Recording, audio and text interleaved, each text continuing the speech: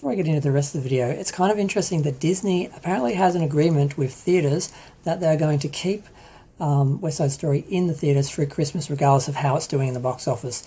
Now, normally they'd be tempted to drop the film and drop a lot of the screenings in favour of new films coming out like Matrix Resurrections and Spider-Man No Way Home, which are going to do more in their opening weekends than obviously West Side Story would do in its second or third weekends or fourth weekends or whatever, considering how it did. But apparently they've got this deal happening, so it actually may help the film give it some legs it may not have otherwise had, so I thought that was very interesting. Hello, Steve White, Steve White 39. Well, West Side Story, the Steven Spielberg version, has bombed at the box office since first weekend. And a lot of people are celebrating this because they're haters and they hate diversity and representation, and they're calling the film woke and everything. So that was expected. But what isn't expected was the lack of actual interest from the general audience. It's a Steven Spielberg film. It's a giant production, $100 million for a musical, which is a lot of money for people just standing around dancing. It's not like a big action film with special effects and giant set pieces. You know, it's a different kind of production. So to spend that amount of money, they really, spent the money. So it's got to make about $300 million to profit, and it's made about, I think, $14 million on its opening weekend, I think. Yeah, 10.5 million, 4.5 international, so 18 million altogether so far. That's pretty bad. Now, In the Heights, which, when I heard of In the Heights, I thought it's kind of like West Side Story. That's what they're going for, that same sort of appeal, that same sort of crowd, young, so forth. And that didn't do very well. It made $29 million domestically, 14 million international, which is only 43 million for worldwide. That's kind of what I think they can maybe expect from this film. I can't imagine why, if people wouldn't go see The Heights, why would they go see West Side Story? And they've already seen West Side Story. Every kid who's been in high school has done West Side Story, and we've all seen the original. And I'm looking at it, I'm like, why would I want to see this? There's nothing about this. It's not a reinvention. It's not a modern take on it. It's just remaking the film we've already seen when we've already got a classic. It just doesn't make any sense. And Spielberg, I'm like, yeah, but it's not a Spielberg film. When I think of Spielberg, I don't think of musicals.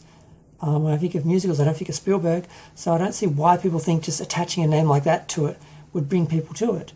I know The Colour Purple had success on theatre, but that had nothing to do with him. He just did the film. So I don't see the relationship between him and musicals. Nothing's coming to my head. Now, recent musicals, they have had some successes though. Les Miserables made 442 million. La La Land made 448 million.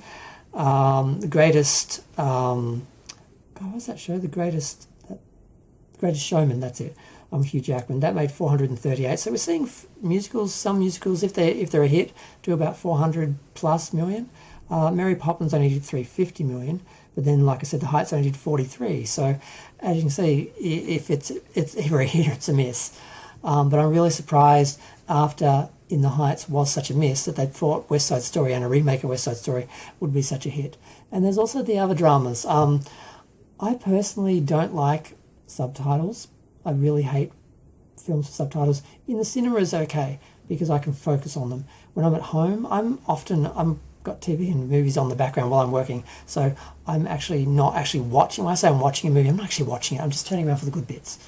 So I can't do subtitles, and this film doesn't even have subtitles. And apparently, all the Puerto Rican roles, the Latin roles, they're all speaking their native languages, and there's no subtitles for people who don't speak those languages. So they've made these films very exclusively for people who speak Latin. I don't.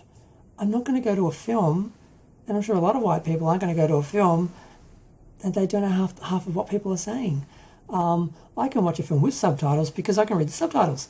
It doesn't bother me that people are speaking their native tongue. It happens a lot in films now, and it's fine because they always have the subtitles. I don't mind reading the subtitles in the cinema, but they didn't put subtitles on it. So I'm like, what are white people supposed to do? What are people who can't speak another language supposed to do? I get how nice it would be for people who do speak those languages, but what about us? Why is it so hard to put a subtitle?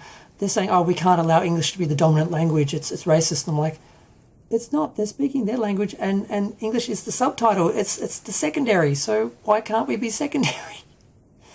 And that's a lot of bad press. And then there's Spielberg.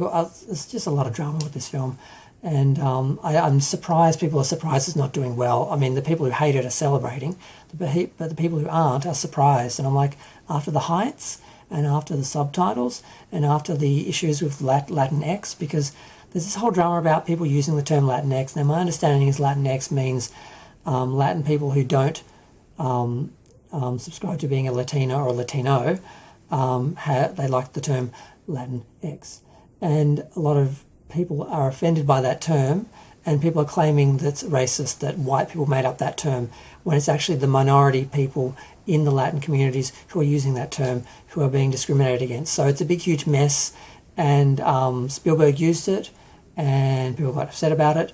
So there's a lot of drama, a lot of stuff, and I'm just surprised people are surprised the film's not doing well. I'm disappointed because it looks amazing. In the Heights looked amazing. I wanted to see it. I haven't watched it because I kind of am hoping to see it on the big screen later on. I'm hoping for like a double, or just there are film palaces in Australia like the Astor who show old films. So I'm planning to catch a lot of these films that I think really need the big screen on the big screen later on, because I'm not going now. I don't want to watch them on, TV basically. So I haven't seen this. I haven't seen In the Heights, but I'm surprised people are surprised it didn't do so well.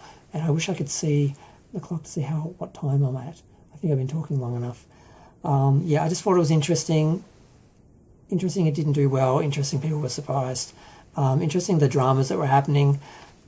I just don't understand the whole not having subtitles. I get having people speak their language rather than English. That makes perfect sense.